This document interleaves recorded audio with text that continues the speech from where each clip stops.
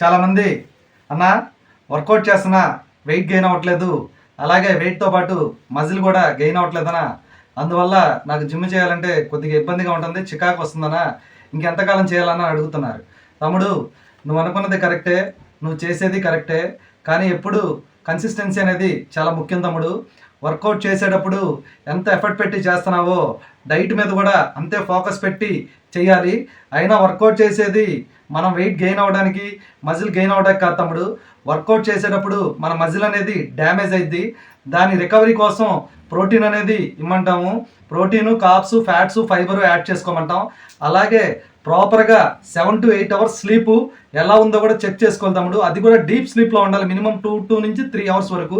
అప్పుడే నీ muscle gain అయ్యిద్ది, నువ్వు అనుకున్న టార్గెట్ కూడా నువ్వు రీచ్ అవ్వగలవు. నువ్వు అంతేగాని వర్కౌట్ చేసి ప్రాపర్గా స్లీప్ లేక డైట్ లేకపోతే నువ్వు ఎంతకాలం చేసినా సరే గెయిన్ అవ్వదు, నీ మజిల్ గెయిన్ అవుతావు తమ్ముడు.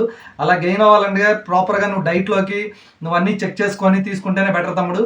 అలాగే నువ్వు కన్సిస్టెన్సీగా వర్కౌట్ చేసి నీ డైట్లోకి యాడ్ చేసుకుంటేనే బెటర్ తమ్ముడు. Thank you. Naresh fitness trainer, Vijayawada.